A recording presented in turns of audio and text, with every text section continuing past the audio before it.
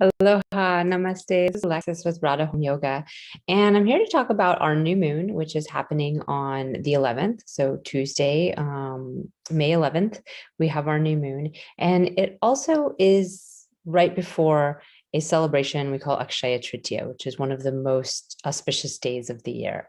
So I'm going to talk about that as well. I'm actually going to go right ahead and share my screen so you can see the details. We have our new moon here, 27 degrees at the very end of sidereal Aries. And we can see it's happening right before 9 a.m. here in Hawaii, which is 12 p.m. noon in California, Pacific time. So the moon and sun are coming together here at the very end of Aries. And so this cycle is, again, a new cycle, but it's really sort of the end of the sun's tenure in Aries. And the sun is exalted in Aries. So it's where we have the highest level of leadership, the highest level of power and authority and capacity to really act from a place that is divined, that is connected to source.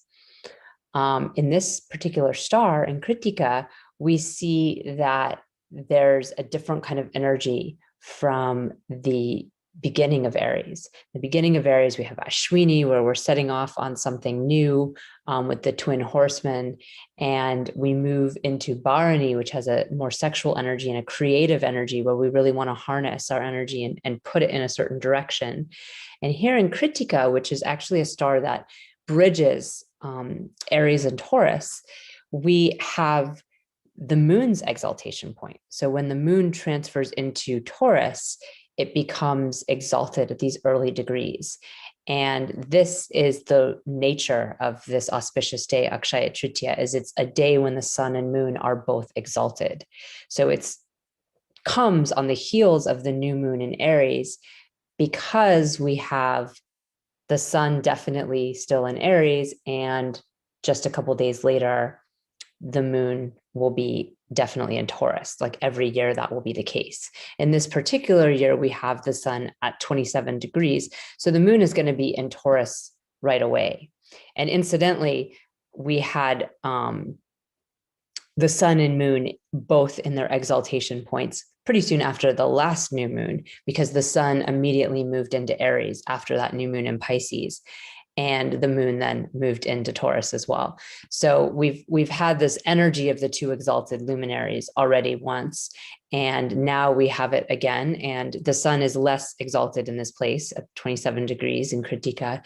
The moon will be immediately exalted on the first step of the new moon, so not on Tritiya. And this brings me to the meaning of Akshaya Tritiya. What is Akshaya Tritiya? Tritiya is the phase of the moon. So the moon goes through these 14 steps before it gets to the 15th step of the new moon or the full moon. And Tritiya is the third step. So again, it's calculated in that way because of the fact that it would definitely be in Taurus. Like if the new moon was at the beginning of Aries, as it has been in other years, then it will definitely be in Taurus by the third step, right? That's part of the calculation. Tritiya is also Titi, a phase, a moon phase that is triumphant, and it has a victorious energy to it. So generally speaking, there's about 2 to 3 days where the moon is actually in Taurus and exalted. And in this case, the Tritiya falls on the 14th in terms of the morning TT. And we calculate things by the 6 a.m. quality of, where's the phase at 6 a.m.? So even here in Hawaii, it will be Tritiya on the 14th. But the 13th, the Tritiya phase begins, and we're in an earlier time zone, on the East Coast, it's 6 hours later than us. So it would be more like an evening time starting of Tritiya on the 13th for somebody on the East Coast of America, of the United States. And of course, the day before, the moon will also be in Taurus as well. So all of these days have an auspiciousness to them. There is something that is auspicious in them. But that specific Tritiya phase, which begins, I think, at 1 o'clock in Hawaii, into the morning of the 14th, will be the phase that is the most auspicious, the most where we are celebrating a capacity to anything that we bring into fruition to have a completeness and an everlasting nature, because Akshaya is the everlasting quality. It's something that perseveres through time and has an immortality in a way, that everlasting quality. And Tritiya is again that phase of the moon. So when we bring something forward on this day, it has that quality to manifest throughout time. And for this reason, many people like to buy gold and invest their money in things that will have an everlasting wealth, right? Like gold is something that is backed. It's not money that has a changing rate of stability. And so it does have a differing value. Gold is valued in our system in a different way, but it's a solid object that will always have some value. Whereas paper money does not have that same resonance. In today's world, people will probably buy things like Bitcoin and digital currency. It's also a time when people want to put forward, perhaps a wedding or something else they want to last eternally, right? So if there's some other venture that you have that you want to bring forward, this is a good time for that as well. In the tradition of Akshaya Tritiya, there's a lot of different legends of who, what, when, where happened on this day. And the different auspicious events that occurred all also have this quality of completeness and eternity to them. The sixth avatar of Vishnu was said to be born on this day, and his name is Parashurama, and he was a warrior who fought other warriors so that they would stop abusing their power, because there was this abuse of power that was occurring. And he himself had to learn how to control his own anger, and eventually turned to a calmer, more yogic lifestyle in order to temper that energy. And it's interesting because in this particular Akshaya Tritiya, in this particular new moon, we have both the moon and the sun in Krittika. And Krittika is a star that is, the story around this star is Mars's birth, the birth of Mars.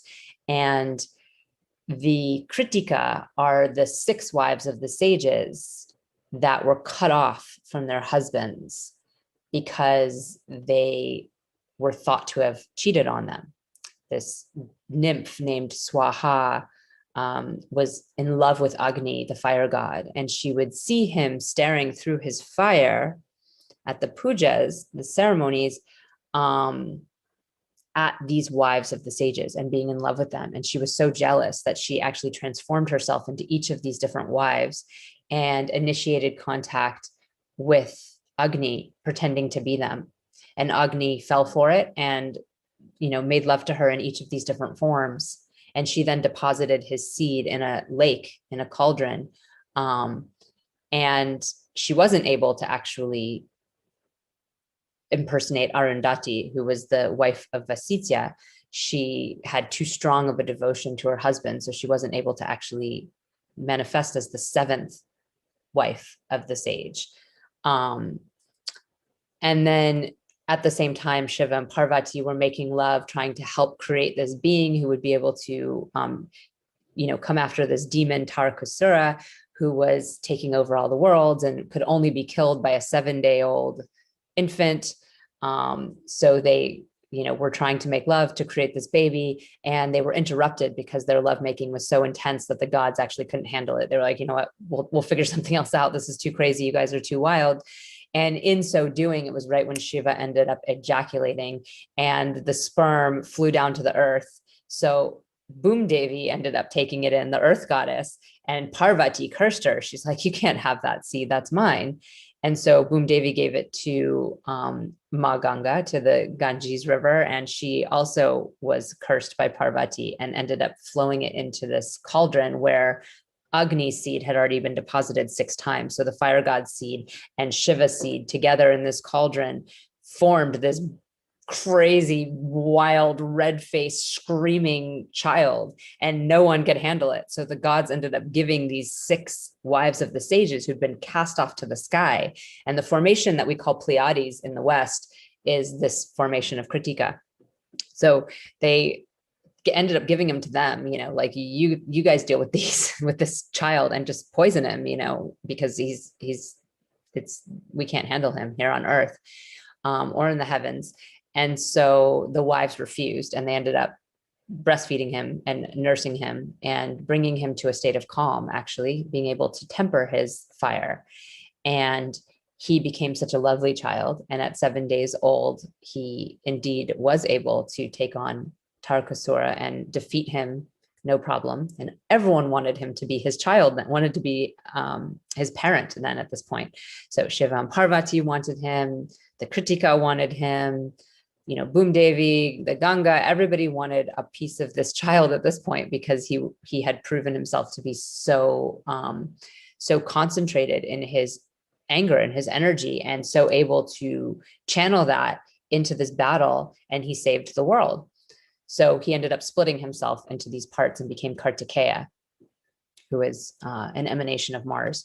So this is the story of this moon, being exalted in Krittika. And right now the sun is there as well. We can see, even though it's not its exact exaltation point, and it's this cut off energy, this energy of being able to separate yourself. The reason the moon is exalted there is because we're able to separate ourselves from our emotions.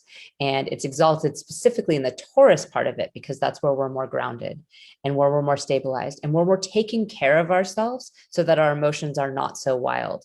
When we aren't taking care of our most basic needs, like food, just that basic thing of eating, if you feel your blood sugar off and your anger rising, or you feel unstable in some way, just the simple act of eating can ground and stabilize someone so much. And that's really what happened with Kartikeya, right? He was stabilized by breast milk, by being fed by these women and being nurtured.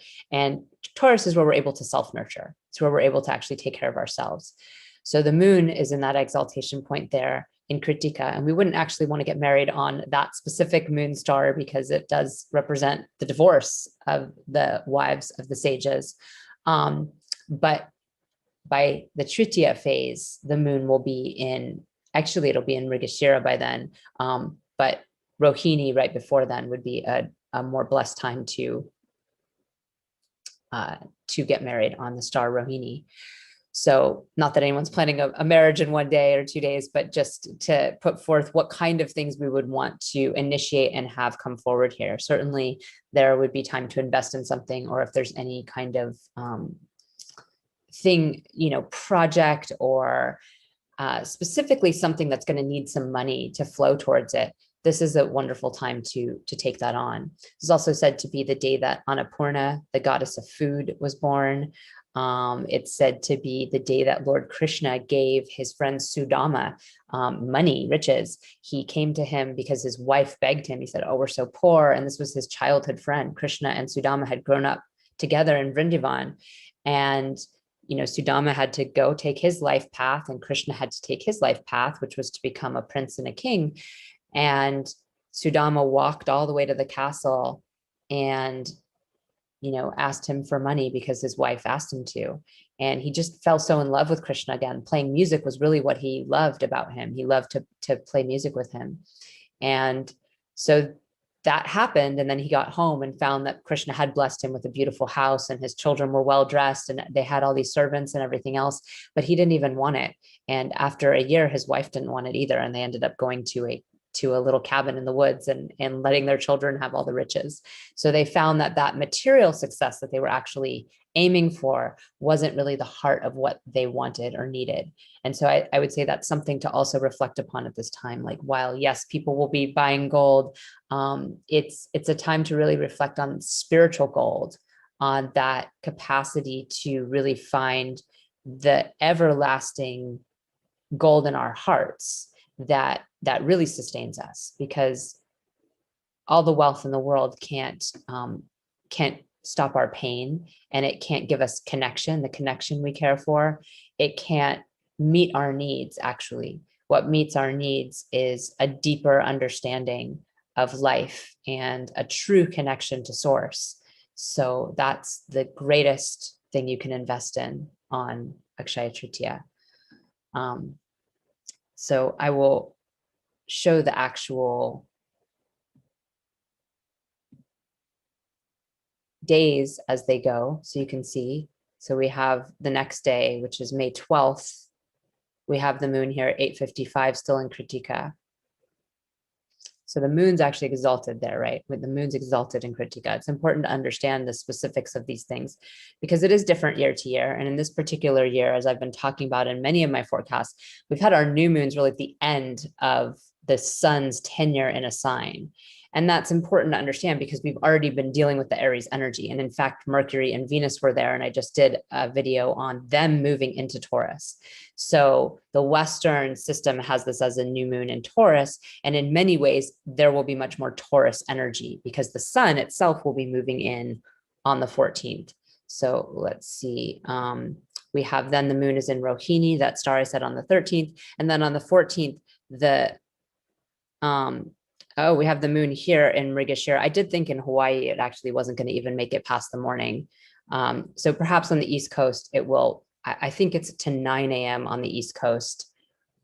The moon will still be in Taurus, but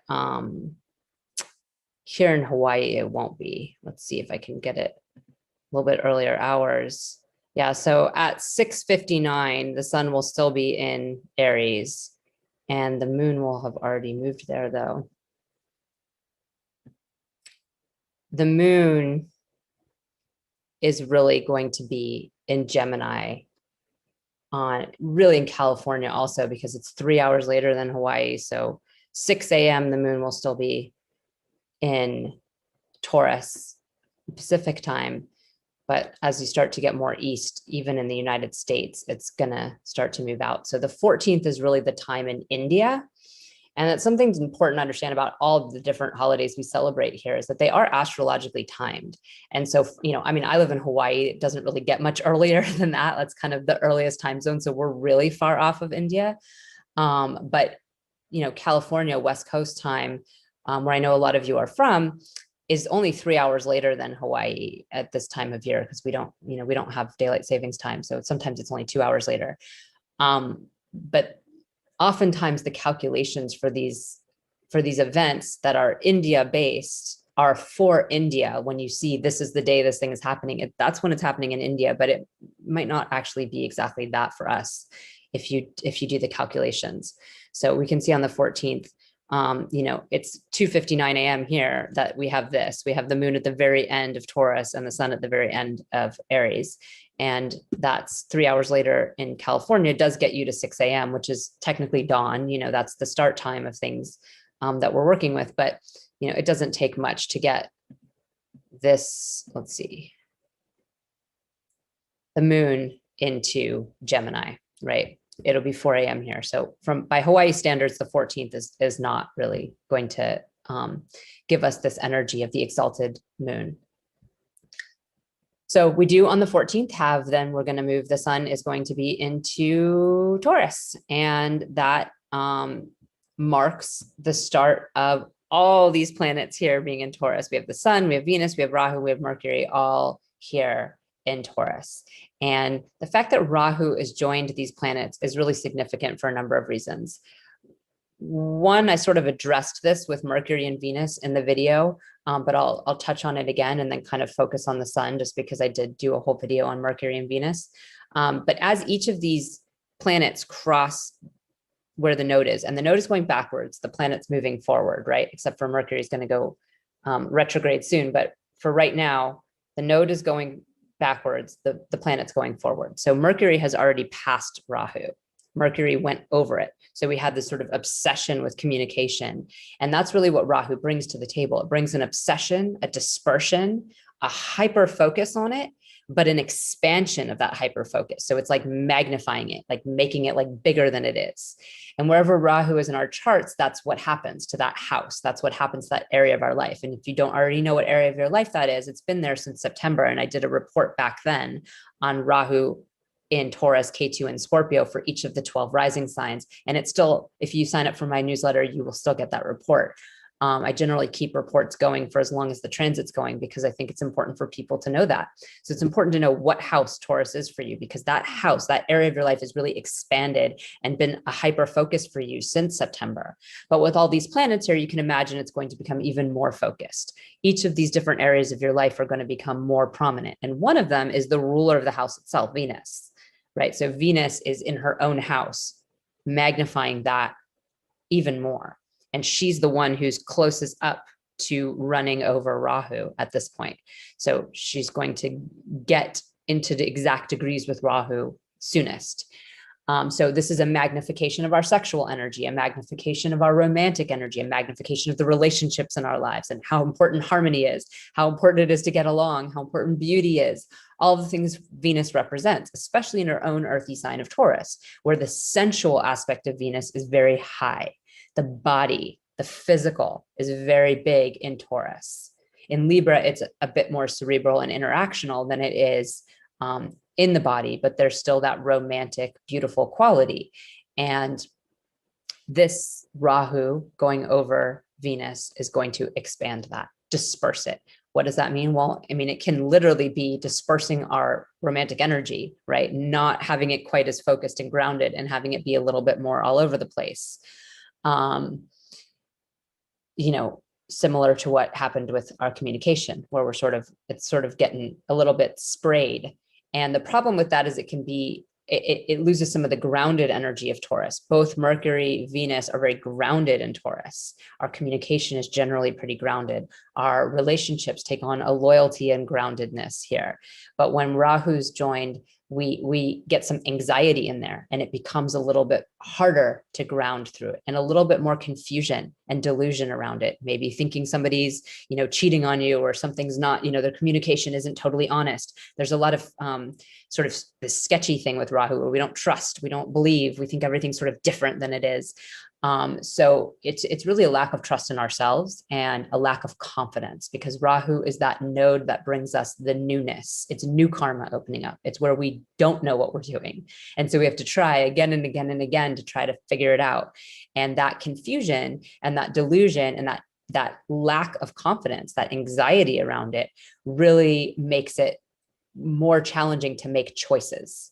It makes it harder to commit to things because of that. When the sun runs over Rahu, it'll be that same thing with power, right? How much power we have, and this sort of delusional quality and understanding of our power within this Taurian way. The sun is generally not as power hungry in Taurus. Generally, the move from Aries to Taurus is a calming down of that energy, where we're less likely to lead, because Taurus is not really the leader. It's not really the follower either, though. Taurus is where we kind of want to do our own thing. So I can expect people to feel a little bit more empowered to do their own thing at this time when Rahu's joining the sun, and maybe even hyper focused on how they're not being able to, how some limiting forces are keeping them from being able to do that, keeping them from being able to be self-led and autonomous. So we can all imagine the ways that could play out in our current societal scenario and makeup. And we still do have Mars in Gemini. So there's this under the surface sort of anger going on, where our communication is trying really hard to harmonize here. But with Mars in Gemini, our anger is coming from ideas. The problem with Mars in the air signs is that the fight is through words. The fight is through ideas and dialogue. And it doesn't have that physical channel that Mars really does best with. When we have Mars energy, the more we can put it into something physical and really channel it towards something, the better. And Gemini is very channeled.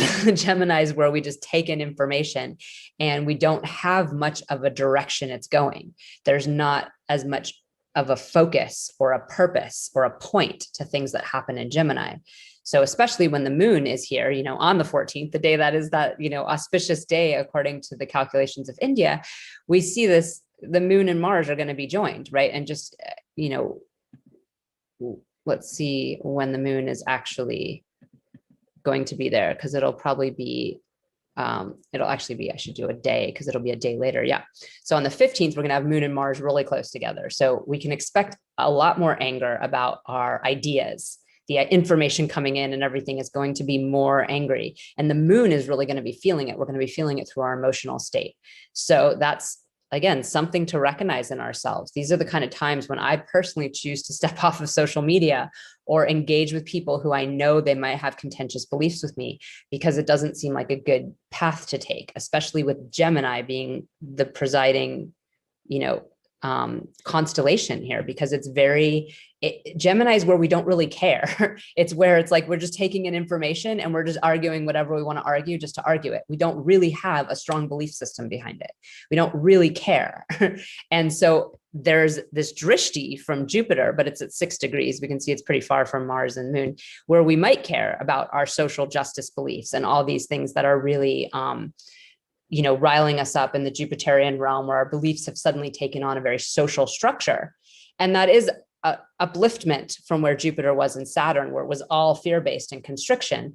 But it's still a Jupiter that has a lot of faulty to it. It's a faulty Jupiter. It's a Jupiter that's focused on truths that are of this time and place, and truths that are reliant on facts and data and information, and not deep-seated truths that will last time immemorial.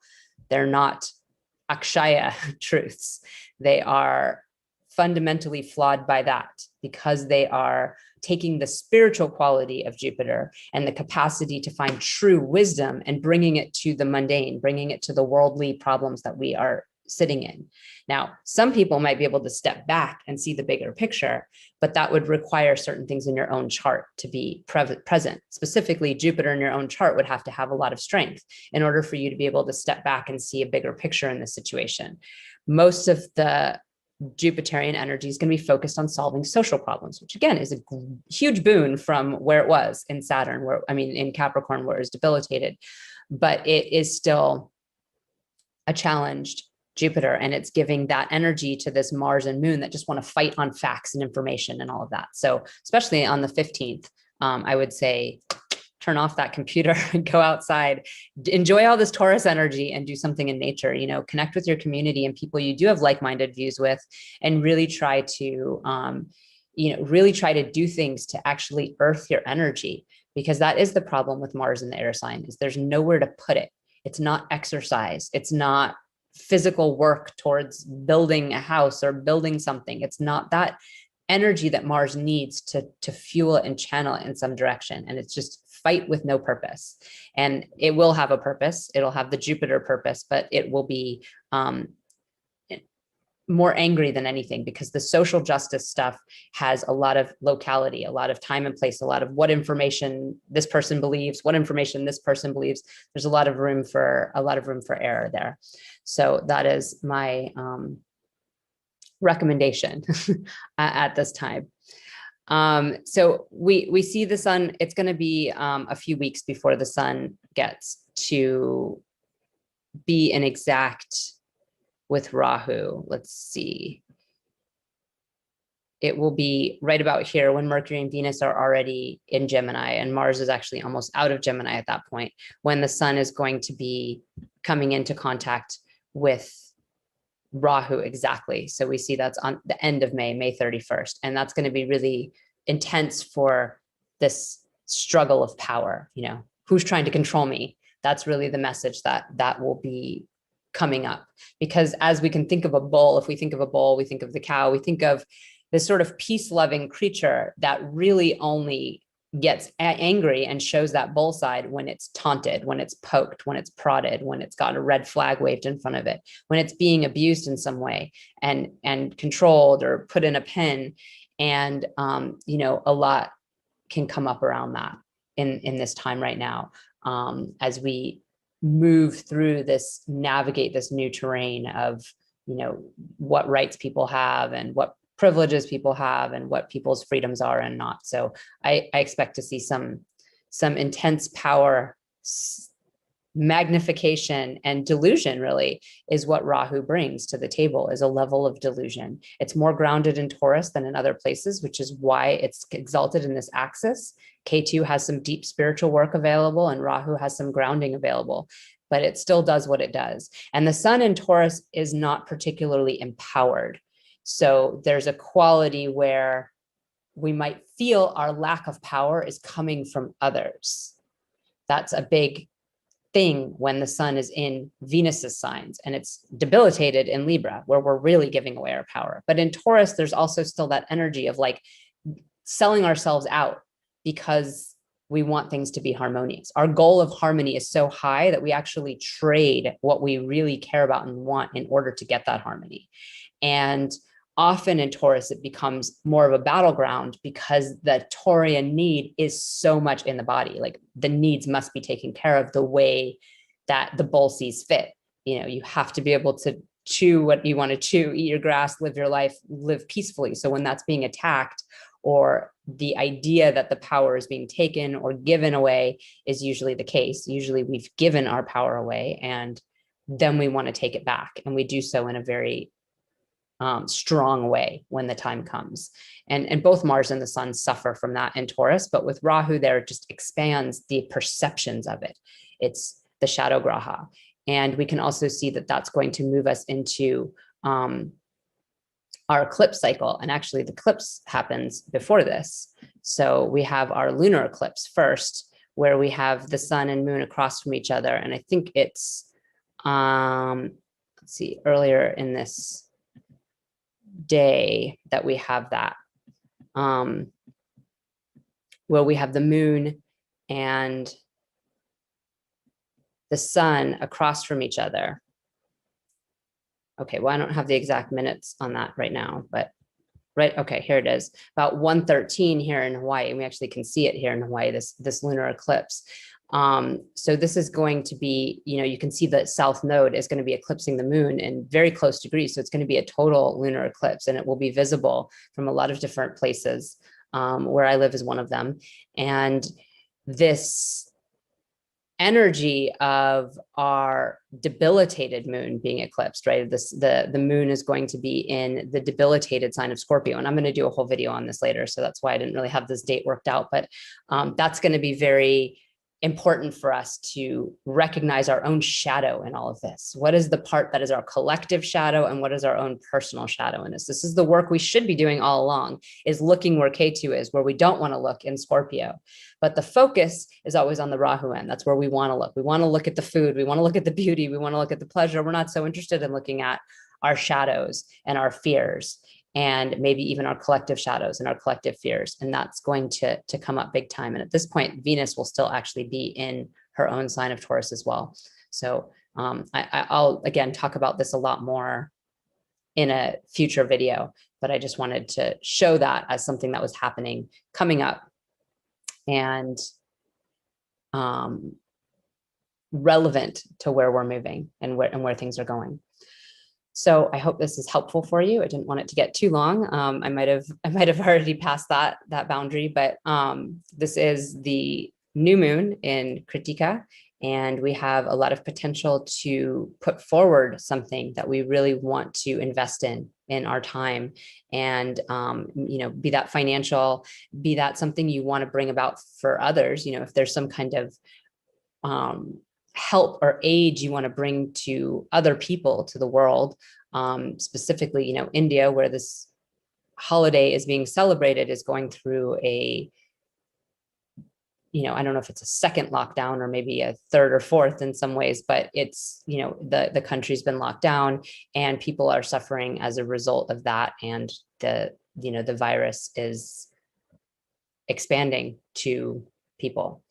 More and more people are contracting it and not getting the medical need they need, and all of this kind of stuff. So whatever anyone's specific views are on that, this country definitely was already in a situation where millions and millions of people live in poverty every day. And I actually saw some video where somebody was talking about how it's not really happening or something, that the people aren't really dying of the virus, that people just like to take naps in the street. It was just really funny to hear the way this woman described it. She was like, especially the poor people really like to take naps in the street. And I was like, that's just the weirdest thing I've ever heard. Nobody really likes to take naps in the street. And it's actually a way that a lot of people have to live there. And a lot of people live in, even if they don't live in the street, they might live in, structures that are not sound, that are just made from like cardboard or whatever pieces of whatever can be made, which makes them, susceptible to fire, susceptible to flooding, susceptible to all the elements, but also susceptible to contraction of disease, right? One of the main things that we've realized in this pandemic, but it's also been realized in pretty much all other pandemics, is that hygiene is super important. And it's very hard to have hygiene when you're living on top of people and you're shared sewage system that's not a proper system, and everyone's just having to go to the bathroom in this place, and then their water's tainted and all these other things that happen.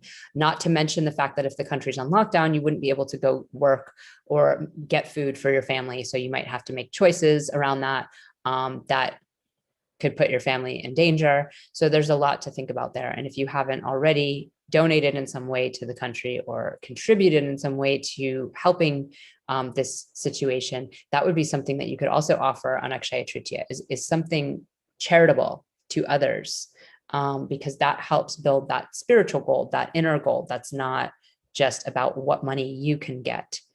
So if there's something you're putting forward of that nature, that will also have this quality of completeness and eternal longevity. And that's something to really think about and meditate on as you move through this new moon. And I hope that it is a blessed time for you, and that the new moon itself is, one that really sparks the part of you that is ready to separate yourself from your own creation. Because like I said, we sort of move through these parts of Aries, and the part right before in Bharani, where we're really like getting into our creative energy and really harnessing it and not allowing everybody else to kind of get into it, because we need it to be protected before it's ready to come out. Well, in Krittika, that part where we're able to actually kind of let it go and cut it off and let it fly is available as well. So I'm hoping that what we let fly, what we cut off and release into the world and really nurture at this point, and with all these planets in Taurus, are good things for all of us that are sustainable, long-term sustainable solutions, not quick fixes, and not continuing to stick pins in so many of the issues that come up around the quick fixes, and that we can make really solid communal change for the future that also protects the earth and one another. So many blessings to you on this new moon and Akshaya Tritiya. We'll see you soon.